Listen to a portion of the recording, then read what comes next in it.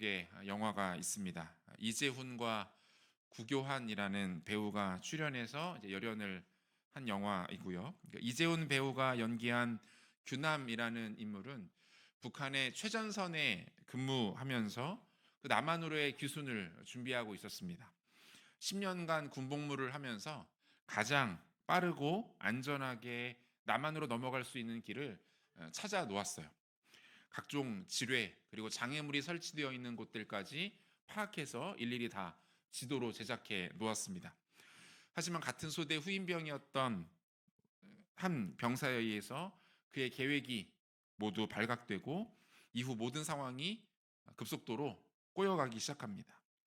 결국 보위부 장교인 현상이라는 인물이 이 규남의 탈주 계획을 알게 되고 두 사람 사이에 쫓고 쫓기는 추격전이 시작이 됩니다. 결말을 말씀드리면 재미가 없으니까 결말은 말씀드리지 않겠습니다.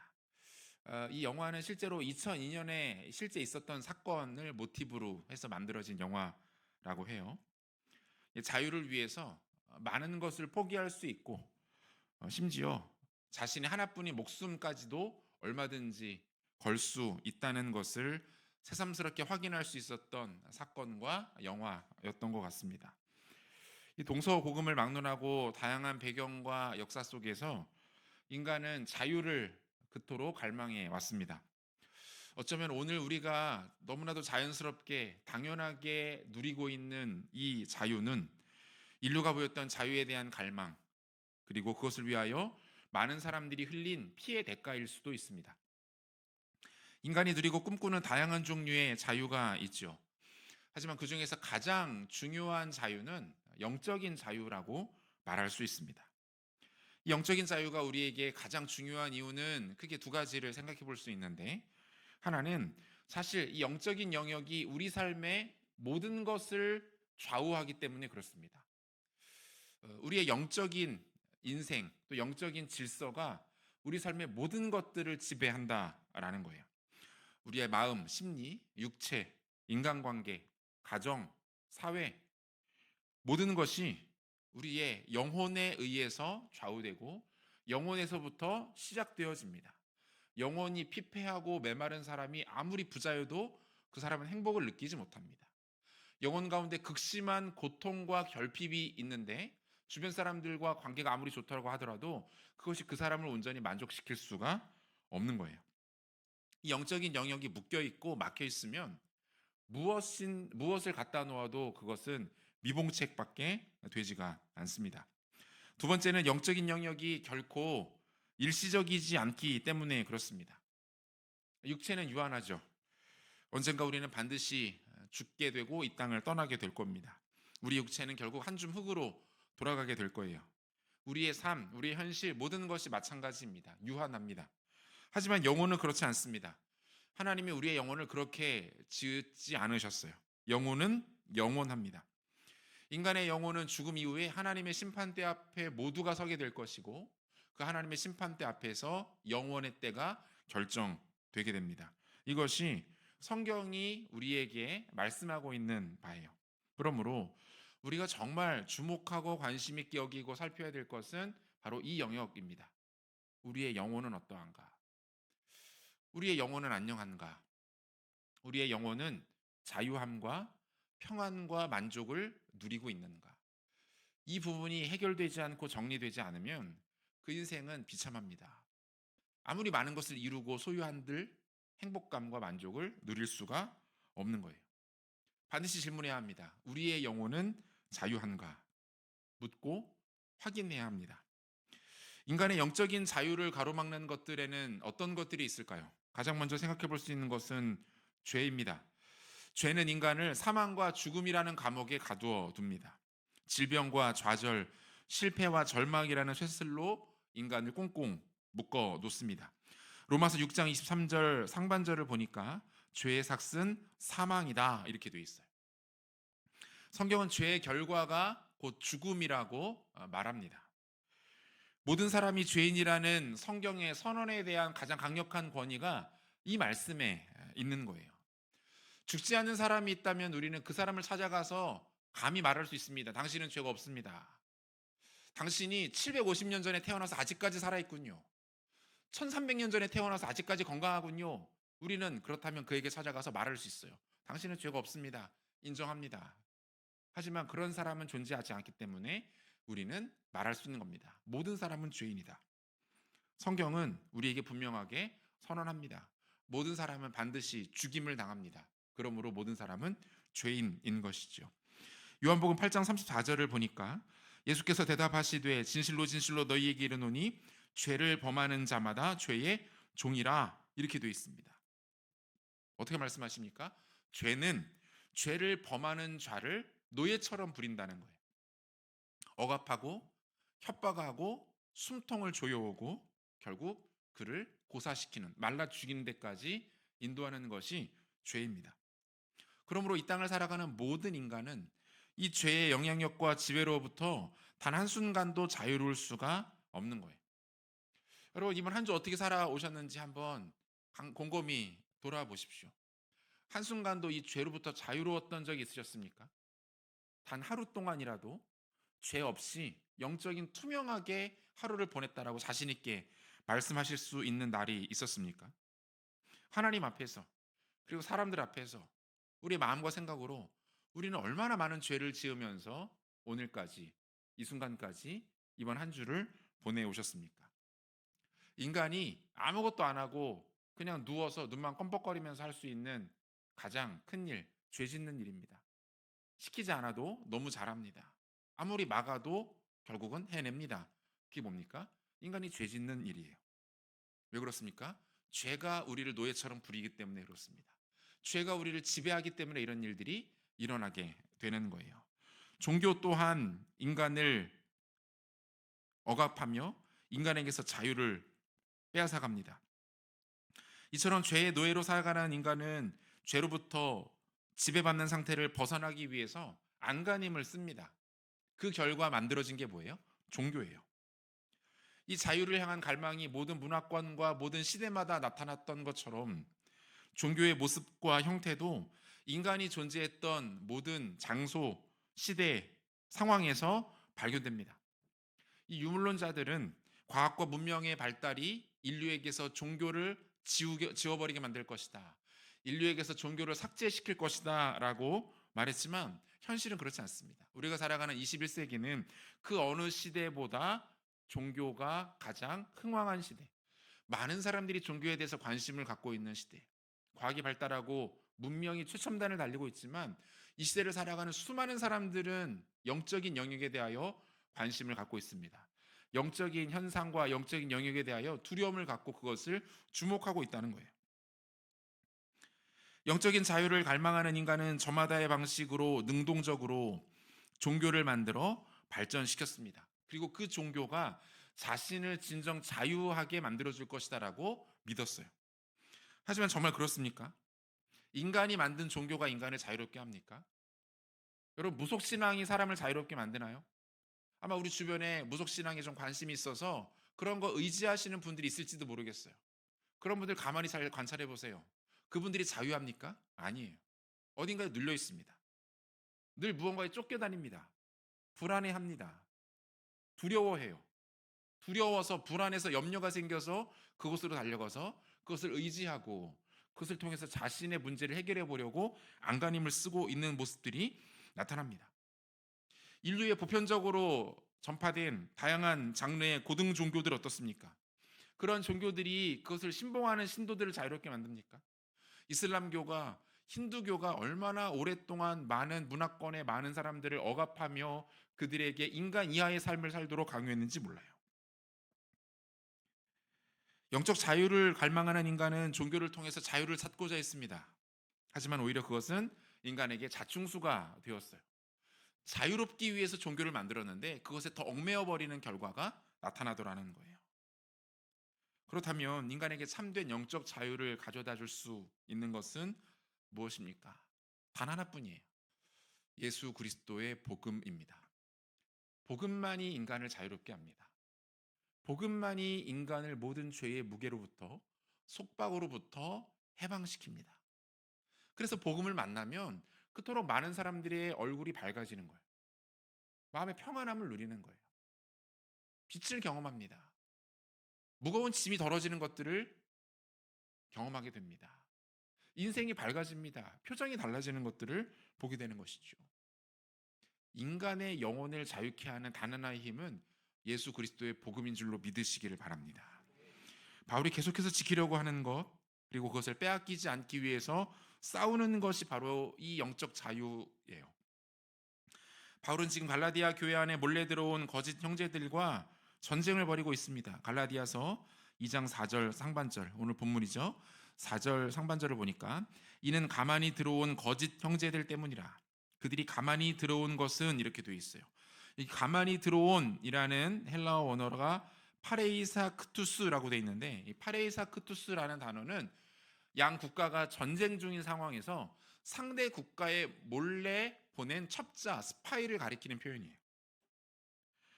여기서 바울이 이들에게 형제들이라는 표현을 썼다고 해서 그들을 진정한 공동체의 일원으로 여긴다는 것을 의미하는 것은 아닙니다.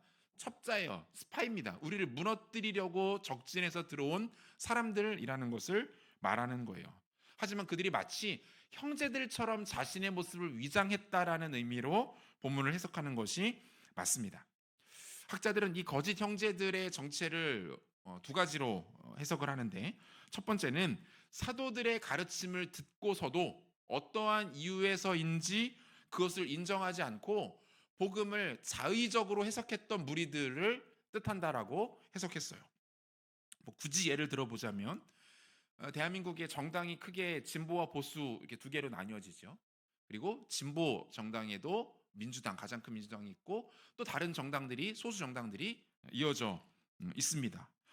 큰 틀에서는 같은 방향을 지지하고 있지만 그 안에서도 서로의 이익과 또 손해관계가 다 달라지는 거예요. 뭐 정치에서는 충분히 이룰 수 있습니다.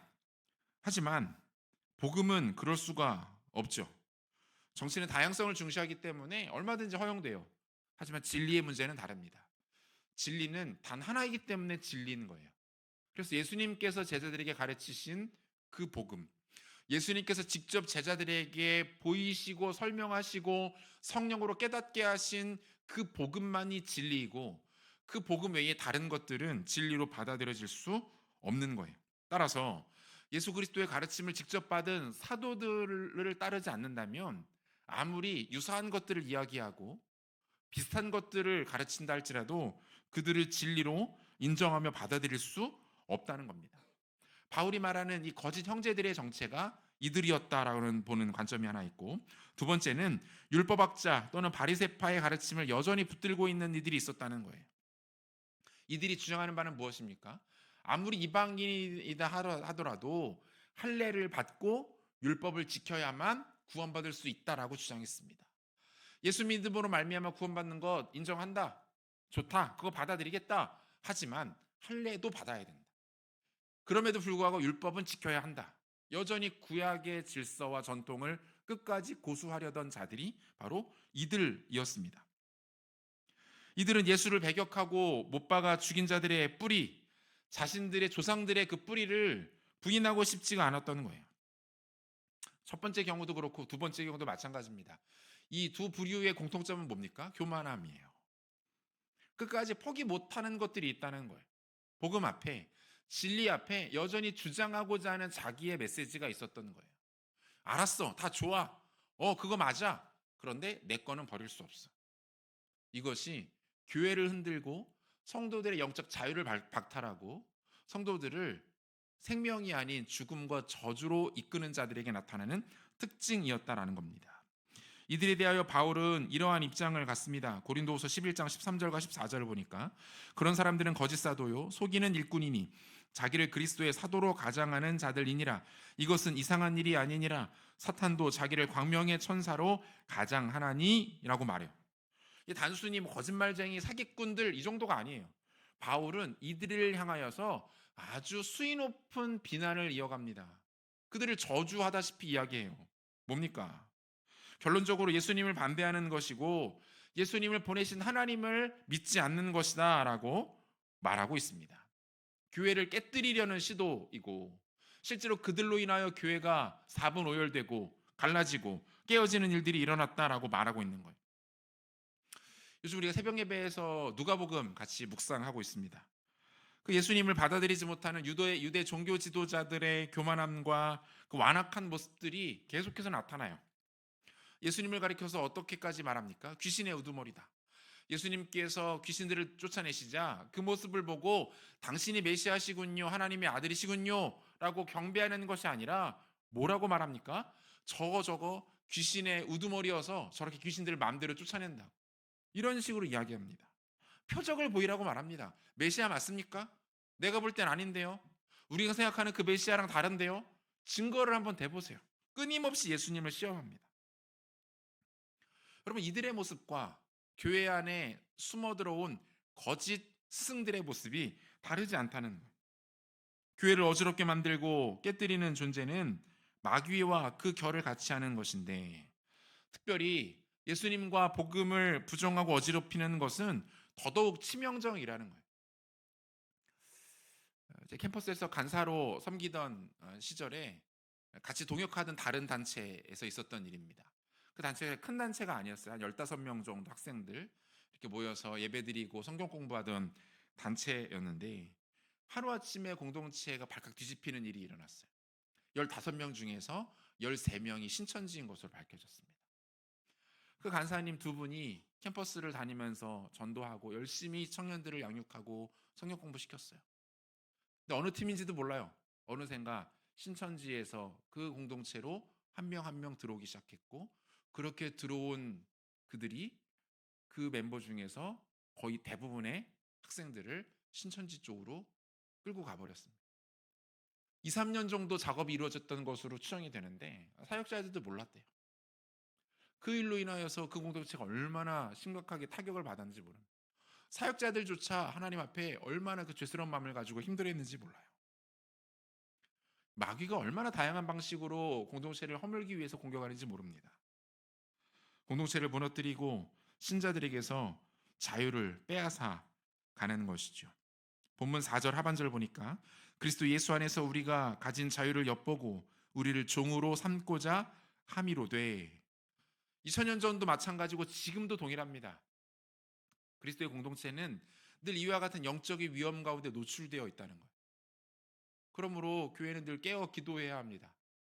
복음의 진리를 굳게 붙들고 매 순간 복음을 확인하고 예수의 가르침을 점검하고 그 복음의 진리가 내 안에, 우리 안에, 교회 안에 선명하게 녹아 있는지를 점검할 필요가 있다라는 거예요.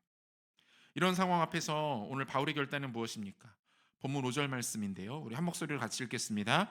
그들에게 우리가 한시도 복종하지 아니하였으니 이는 복음의 진리가 항상 너희 가운데 있게 하려 함이라. 그들에게 복종하지 아니하였다 이렇게 되어 있습니다. 여기서 말하는 그들은 거짓 형제들을 말하는 것과 동시에 그들이 전하는 거짓 메시지를 함께 포함하는 거예요.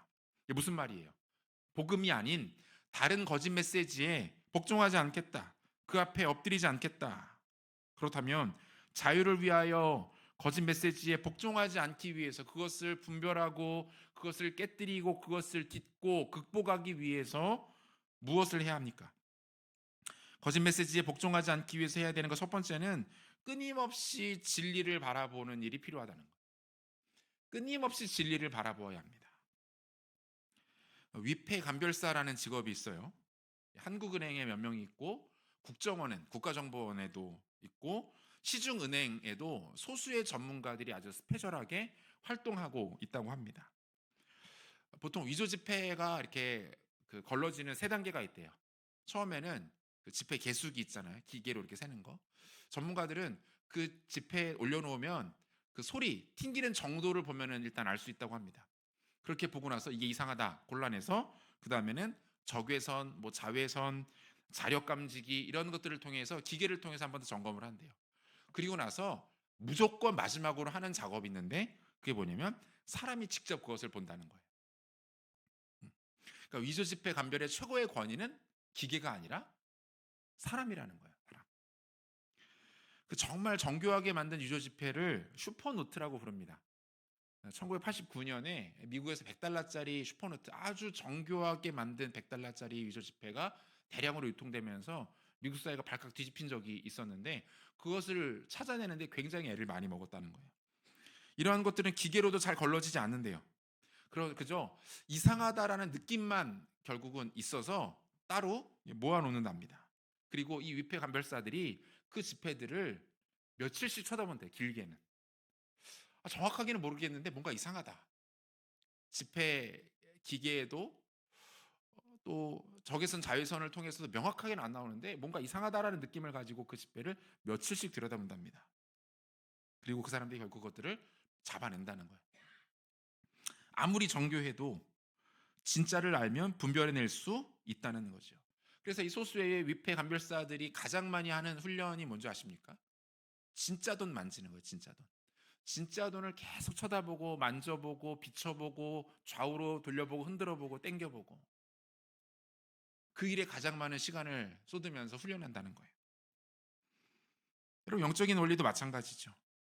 이단에 대해서 강의 듣고 연구하고 경계하는 거 매우 중요한 일입니다. 해야 합니다. 하지만 근본적인 건 뭐예요? 진짜를 붙드는 거예요. 복음으로 돌아가는 겁니다. 예수님 바라보는 것이고 십자가를 깊이 묵상하는 겁니다. 구원의 원리에 대해서 듣고 그것들을 이해하고 필요하면 암기하고 그것을 되뇌이고 누군가에게 소개하고 전하고 복음이 진짜 복음이 능력 있게 역사하는 것들을 목격하는 것이 너무너무 중요합니다. 다른 길은 없어요. 성도가 안전해지고 건강해지는 비결, 교회가 다른 거짓 메시지에 오염되지 않고 순수한 복음 앞에 견고하게 서는 일들은 다른 방도가 없습니다. 이 일밖에 없습니다. 끊임없이 복음을 듣고 복음의 원리에 대해서 우리가 이해하고 그것을 되뇌이고 그것을 묵상하고 끊임없이 예수 그리스도 십자가 앞에 나아가서 그 십자가의 은혜와 능력을 경험하는 것밖에는 길이 없다는 거예요. 거짓 메시지에 복종하지 않기 위해서 해야 되는 것 두 번째는 무엇입니까? 진리를 통한 자유를 경험하는 겁니다. 예수 그리스도의 복음은 죄와 사망에 억눌려 있는 이들에게 참다운 자유를 줍니다. 요한복음 8장 32절 유명한 말씀이죠. 같이 읽겠습니다. 진리를 알지니 진리가 너희를 자유롭게 하리라. 여기서 말하는 진리는 예수 그리스도예요. 요한복음에 나오는 모든 진리라는 단어는 예수 그리스도로 바꿨어도 다 해석이 됩니다. 예수 그리스도를 알면, 다시 말하면 그분의 어떤 분이신지, 그분이 하신 일이 무엇인지를 알면, 즉 복음을 만나면 자유를 얻게 된다는 거예요. 로마서 7장 1절에서 3절에서도 바울이 이렇게 말합니다. 형제들아, 내가 법하는 자들에게 말하노니 너희는 그 법이 사람이 살 동안만 그를 주관하는 줄 알지 못하느냐. 남편 있는 여인이 그 남편 생전에는 법으로 그에게 매인 바 되나 만일 그 남편이 죽으면 남편의 법에서 벗어나느니라. 그러므로 만일 그 남편 생전에 다른 남자에게 가면 음녀라. 그러나 만일 남편이 죽으면 그 법에서 자유롭게 되나니 다른 남자에게 갈지라도 음녀가 되지 아니하느니라. 이 고대 사회에서 아내는 남편에게 귀속되었습니다. 소유물처럼 여겨졌어요. 철저하게 남편의 지배를 받는 대상이었죠. 그런데 지금 바울이 어떻게 비유하는 거예요? 남편이 어떤 연유에서든지 먼저 사망하게 되면 그 아내는 더 이상 죽은 남편의 아래에, 그 지배 아래에 있을 수 없다는 거죠. 자유롭게 된다는 거예요. 이것을 무엇으로 설명합니까? 과거의 남편 율법이 죽고 이제는 복음 안에서 새로워진 그리스도인의 정체성에 대하여 말하고 있는 거예요. 이전에는 죄와 사망의 법이 인간의 주인이었습니다. 죄가 우리를 지배했고 죄가 우리를 지배하며 우리의 멱살을 잡고 사망으로 이끌고 갔습니다. 다른 길은 없었어요. 그 한 길만 있었을 뿐입니다. 하지만 새로운 주인께서 우리 삶 가운데 간섭하십니다.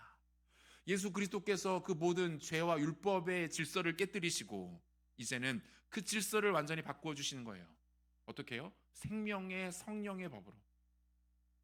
성령을 통해서 우리를 다시 한번 일으키시고 우리를 영원한 생명으로 인도해 주시는 상태가 나타나게 되었다는 거예요.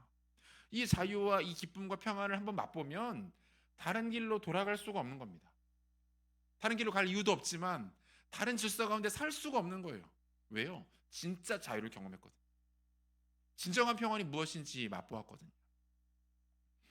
우리가 실제로 예수님 만나고 나서 경험하게 된 일들 아닙니까? 예수 믿고 성령을 받게 되면 우리 안에 다양한 변화들이 일어납니다. 어떻게 획일화되어 있지 않아요. 하나님께서 우리 각자의 성향, 은사, 환경, 성품에 따라서 다양한 방식으로 우리 가운데 자유함을 경험하게 하십니다. 저는 개인적으로 성령을 깊이 경험하고 나서 말씀이 달리 읽혀지는 것들을 경험했어요. 하나님 말씀 읽는 게 그렇게 달게 느껴질 수가 없는 거예요. 말씀을 더 알고 싶고 더 공부하고 싶어지고 가까이 하고 싶어지는 일들이 제 안에 일어났습니다. 어떤 분들은 예수님 만나고 나서 예배를 그토록 사모합니다. 예배 자리를 놓치지 않아요. 예배 자리에서 눈이 반짝반짝 빛납니다. 가장 많은 은혜를 받고 성령님을 깊이 경험합니다. 어떤 분들은 찬양이 좋아지시는 분들이 있습니다. 성령 충만하여서 하나님 찬양하는 게 즐겁고 찬양이 기쁘고 그 자리가 영광스러워지는 거죠. 깊은 기도로 들어가시는 분들도 보았습니다. 평상시에 기도를 그렇게 많이 하시던 분이 아니었는데, 기도에 그렇게 집중하시던 분이 아니었는데 성령님을 깊이 경험하고 나서 기도의 자리가 그에게서 풍성해지는 것들을 보게 됩니다. 여러분, 단순히 종교적 행위가 강화되는 것을 말씀드리는 게 아니에요. 의무와 책임 때문에 하는 것이 아닙니다. 그 일이 기뻐서 하는 겁니다. 그 자리에 가면 자유로워지는 거예요. 그곳이 나의 피난처가 되고 쉼터가 되는 거예요. 그 자리에서 만나는 하나님이 나에게 가장 큰 기쁨과 만족과 은혜를 주시는 거예요. 체험 마케팅이라는 것이 다방면에서 유행하고 있습니다. 그 쇼핑몰 같은 데 보면 이렇게 안마의자 막 갖다 놨잖아요. 그 얼마 주고 한번 해보라는 거예요.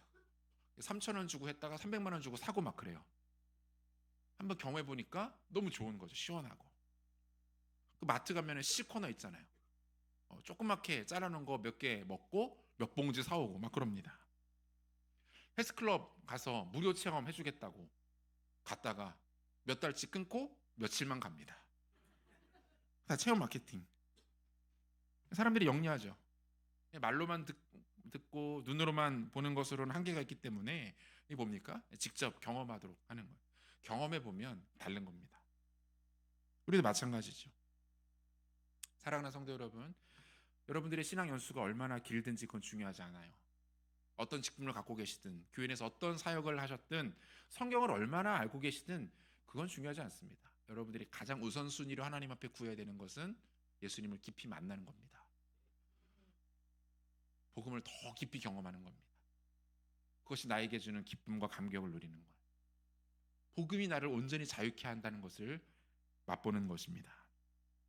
가지고 있는 문제와 근심, 걱정, 염려가 사라지고 예수님으로 인한 기쁨과 감사가 충만해지도록 여러분 기도하십시오. 체험과 경험을 구하는 것은 잘못된 것이 아닙니다. 하나님을 만나게 해달라고 외치는 것은 하나님 기뻐하시는 일입니다. 구하고 찾을 때에 만날 것이다 라고 말씀하세요. 여러분, 기독교는 단순한 종교가 아닙니다. 기독교는 능력이고 기독교는 기쁨이고 기독교는 승리인 줄로 믿습니다. 과거 한때 대단했던 위대한 스승의 죽어있는 가르침이 아니에요. 지금도 살아계시며 역사하시는 하나님의 생생한 일하심인 줄로 믿으시기를 바랍니다. 종교는 너가 순종하면 신으로부터 받아들여질 거야 라고 말합니다. 그게 종교의 메커니즘이에요. 근데 복음은 그렇게 말하지 않아요. 복음은 이미 받아들여졌으니 순종하라라고 말해요. 종교는 신이 제공해주는 것들에 관심을 갖습니다. 신으로부터 인간이 받아 누릴 수 있는 것이 무엇인가를 따집니다. 하지만 복음은 어떻습니까? 하나님 그분 자체를 경험하는 거예요. 그분이 나에게 무엇을 주시든 무엇을 해주실 수 있든 그건 중요하지 않습니다. 하나님 그분 자체가 목적입니다. 오늘도 복음을 종교로 착각한 채 종교적 원리에 따라 신앙생활하시는 분들이 한국교회 안에 너무 많이 있습니다. 여러분, 교회를 섬기실 때 너무 열심히 하려고 하지 마세요. 열심히 하시는 것도 중요하지만 하나님을 누리시는 여러분 되시기를 바랍니다. 최선을 다하고 너무 잘하려고 하지 마십시오. 그것보다 더 중요한 것은 그리스도께서 주시는 기쁨 가운데 섬기는 것인 줄로 믿으시기를 바랍니다. 말씀 맺겠습니다. 사랑하는 성도 여러분, 복음이 우리를 자유롭게 합니다. 예수님 바라봐야 합니다. 다시 십자가로 나아가야 합니다. 성경이 우리 가운데 대단한 지식, 고차원적인 깨달음, 물론 우리 가운데 약속하고 있지만 우리가 누릴 수 있는 가장 큰 풍요로움은 복음이에요. 하나님의 아들 예수 그리스도가 나를 사랑하셔서 신이 인간의 몸을 입고 이 땅에 오셨고 우리 십자가를 지고 죽으시고 3일 만에 부활하심으로 말미암아 우리에게 영원한 자유, 기쁨, 생명, 온전한 안식, 쉼과 지혜, 능력, 권세, 승리 허락하셨다라는 그 단 하나의 메시지. 그 누구도 그렇게 말하지 않았고 그 누구도 그렇게 말할 수 없었으나 하나님의 아들이신 예수께서 우리 가운데 선언하신 그 진리, 그 복음을 오늘도 굳게 붙들고 그 복음을 사모하며 기뻐하며 그 복음의 능력을 힘입어 살아가는 우리 귀한 성도님들과 승인교회 되기를 우리 구주 예수 그리스도 이름으로 축원합니다.